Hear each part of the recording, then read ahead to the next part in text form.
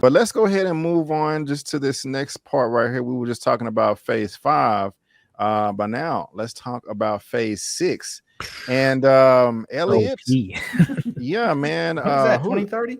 Who's 2024, 25? Larry's right around the corner, bro. Look at this, though. Phase 6. Marvel's phase 6. We got Fantastic Four, Avengers the Kang Dynasty, and Avengers Secret War. And also, if you're out there and you really just don't know who Kang is and what he's about, let me just show you how he kind of flexes on the Avengers real quick. To eliminate Captain America, but just to be sure, I'm going to advance the planet's technology in your time. I will ready your military and prepare for the coming war. Earth will be able to repulse the alien forces. And how do you plan to accomplish all this? By conquering your world. I tell you as a courtesy, this is going to happen. Hand over Captain America. Stay out of my way, or face my wrath. I love it. He about it, and he continues to whoop their ass in that episode. Tara, are you excited about this right here? This Kang Dynasty, this Avengers Secret Wars, this Fantastic Four in phase 6, or you think Marvel is blowing their load too early? How are you feeling about all that? Excited for it. They better blow something because I've been bored. I feel like we're getting back to that Thanos energy. I'm excited for this. Like I don't want to hate on Marvel. I appreciate Marvel, but it's just been real tired and mid to me lately. And I would love to be interested and happy and enjoy a movie again. And I think this might be that. That looks really good. It looks really good. I'm excited. Okay. What about that Fantastic Four over there? What is that? What they doing with that again? November. That's over 2 years from now, man. That's pretty wild. It better be good. It better be good. Like, I mean, that set everything off. I don't understand why they pushed it back so far. That should have been up front. Yeah. Elliot, get in there, man. How you feeling about all this, man? Yeah, man. I mean, so to address the first family of Marvel, it would have been cool, poetic to maybe end phase 4 with Fantastic Four, but I think they're timing this perfectly. Again, phase 5 seems to be very grounded into we're on the ground level with Daredevil and Secret Invasion, a lot of stuff, little cosmic stuff, but mostly grounded. And then phase 6 is the more cosmic elements of the MCU. And who do you do that with? Well, the first family, Marvel's first family with the Fantastic Four. And I'm assuming by next month, or say September, we're going to get our cast with the Fantastic Four, as well as who's going to be directing that thing. So really excited for the first family to get the justice they deserve. No disrespect to Tim Story and his 2 Fantastic Four films, and obviously Josh Trank. They didn't know the assignment. I don't know who those fantastic characters were. They weren't fantastic, I'll tell you that. So I'm really excited for that. Man, you're looking at those 8 vacancies, right? As far as 8 other projects between that and Avengers, we got some TV shows in the mix. We got, maybe some Deadpool 3, some Spider-Man 4, Thor 5, Doctor Strange 3, Eternals 2. I mean, the list goes on and on. Where's the Wakanda series fitting in there? Isn't that supposed to be there? You somewhere? go there. Yes, Wakanda. I mean, there's going to be some build up to the next big Avengers. Now, Kang Dynasty. Now, I'm a sports fan. And when I think of dynasties, I think of long-term, consistency, excellence. I'm a basketball fan, 90s Bulls, Lakers in 2000s, Spurs in the mid-2000s, and now the Warriors. They win consistently, and we haven't seen Kang yet. So it's very interesting that they're saying Kang Dynasty, which makes me believe that he's been doing his conquering for generations, for centuries, and we're going to finally see that a la Ant-Man, Loki season 2, and then obviously him being the headliner here. We're going to get really to understand how menacing, how Thanos level this Jonathan Majors. He is going to be a household name. I'm so happy for him because that young man is fantastic, and he's going to show everyone why Marvel decided to really put their marbles in. Kang is the next phase, which is great, the multiverse saga. So I'm really intrigued to see what they do there. I think we're going to get some young Avengers that's going to end up losing, and by Secret Wars, they're going to have to get the team back. They're going to have to get all the A players with the B players, with everyone, because there's an incursion coming, and we're going to have to fight different worlds, different multiverses, and when are we going to get World War Hulk?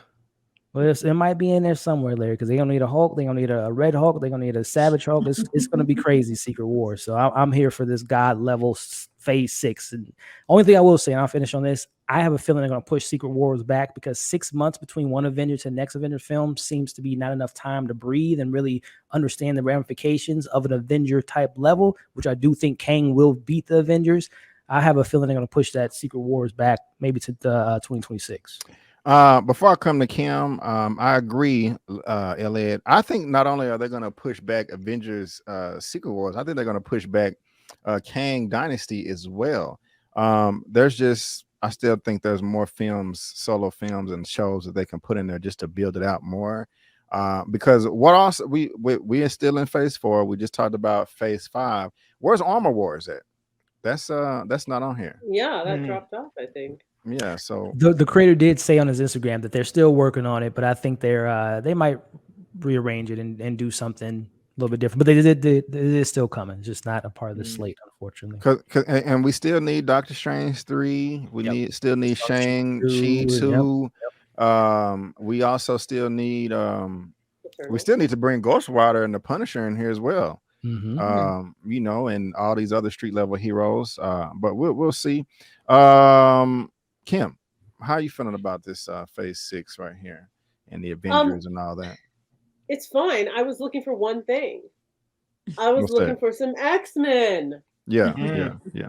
I was looking for some X-Men, and partly because I do want. I love Marvel. I'm not ashamed to say it.